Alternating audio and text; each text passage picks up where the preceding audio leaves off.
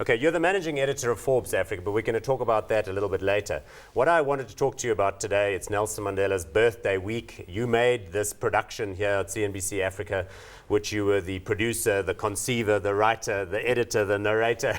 Was there anything you didn't do in this production? But tell us about it. I mean, it's already aired on Monday the 18th to much critical acclaim. For those that haven't seen it, they can still watch it. Give us a bit of a background to the production. Well, it was a story that I always wanted to do. I always felt the business story always was a little tiny part of the documentaries that were made about Nelson Mandela. Right. And I remember thinking, I'm sure if we dug in there, there's a great human story to be told. And I dug into it, and lo and behold, there was a great story. And it's critically about that transition in terms of the ANC's thinking about the economy, right? Well, it's a story that's been brought into sharp focus right now. There's all this talk about nationalisation in the headlines, and that was the crossroads that Nelson Mandela was at in the early 90s, when it was just before he was released from prison. He had the choice whether to follow the Freedom Charter, which was the guiding tool of the ANC, which said that everything, the minerals under the ground, the banks, and all monopolies. Written in 1950 something. Yeah, it was in the 50s. Yeah, it was written by a bunch of activists over a kitchen table.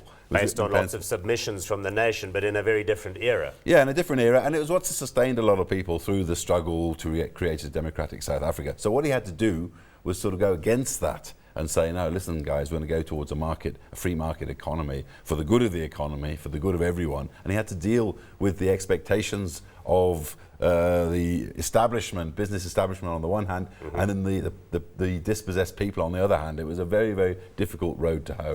Okay, so you were the Clint Eastwood in this production. Who's the Matt Damon? Matt Damon. Oh, well, actually, thankfully, we didn't have to actually come up with anybody to impersonate anybody in this one. Okay, sorry, I'm being stupid. But I mean, the idea is very pertinent, as you say, today, because we're having the same discussions all over again. I mean, the ANC Youth League has raised these issues, and it's almost as though we're having to go back now and defend the Freedom Charter and whether it ought to be updated once again.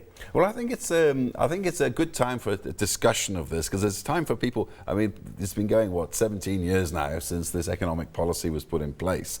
For now, people to review it, and was it good?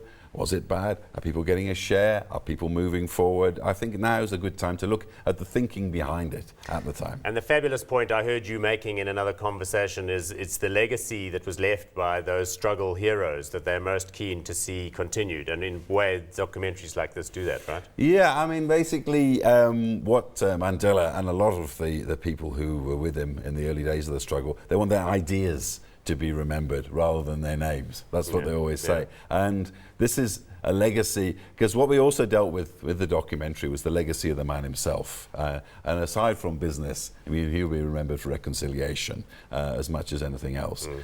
Which, as you probably could argue, reconciling the people with the idea of a free market was also a kind of reconciliation. I think that it's quite an interesting time to be looking back. Chris, just for my interest's sake here, you've been involved with business journalism over a long career. You've operated in South Africa, but also in other countries. What's your sense of what's going on with African business journalism generally? Do you sense an improvement in the quality of work that's being done out there? Well, I've been a journalist for 30 years, and I started working in business journalism about 20 years ago in London for the BBC, and I've been working at it on and off until I came back to CNBC Africa and did it full time again. I think, particularly in this country, I think there is quite a high standard. I think there are a lot of old stagers who are very, very, very good writers and high standard journalists. There are a lot of new people coming up.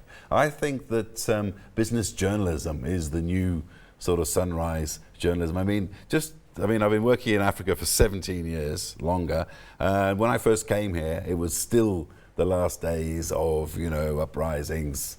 People wanted to read about the latest unrest, whatever. But now it's more people want to read about resources, they want to read about business, they want to read about who's doing what. That's a really interesting position. So in other words, what you're saying is that the newspapers used to be full of issues to do with liberation, to do with colonialism and the kind of ending of that, and now it's almost as though the cutting edge kind of thinking and what people are most interested in reading is how people are overcoming the challenges of poverty and business and growth and so on and so forth. Yeah, I think that's a lot more interesting. I mean, and also just the new media that's going on. I mean, if there's an uprising now, or you can have pictures on YouTube within half an hour. People are blogging about it. If you want to know the breaking hard news, as it were, it's all there for you. But what there is a gap for is the inside knowledge, is the inside story on what's happening with companies, with resources, and with the movers and shakers in the business world. Yeah, so as you say, it's not only about using the new technology to scoop stuff, it's also about in-depth stuff and about quality putting of ideas together.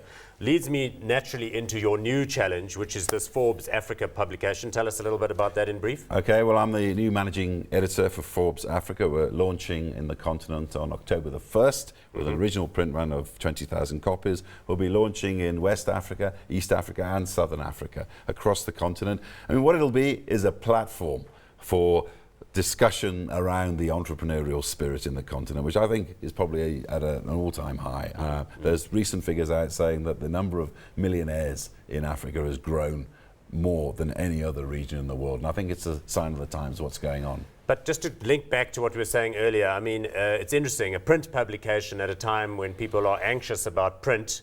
How do you answer those critics that say, well, look, you know, the Financial Mail and Finance Week in South Africa are not doing so fabulously. Why go and launch another? Well, I think the strength that we have a very strong brand name, which people all around the world have heard of. I mean, I've got many jobs in the last 30 years, but there'll be few where people have actually sought me out to congratulate me about it because the name of the magazine is so strong. Secondly, we're getting news and information not just from one country, but from many countries. My dream is to build up freelance in every single country in Africa. Because presumably in countries like Nigeria, there's an uptick in print readership as people are, you know, have a bit more spending money and are interested in these issues. There is. There's a massive market up there, and it's one of the markets we're really going to try to penetrate up there. It's there's a lot of interest, and again, a lot of the public. One thing, I mean, I was on the road for years and years in Africa. One thing, there were lots of good stories out there, but sometimes they didn't even make the news in their own country because no one wrote it. But now we're going to be bringing those stories up to the attention of the continent. Excellent. Looking forward to it. Chris, thanks for joining us today. Thank you very much indeed.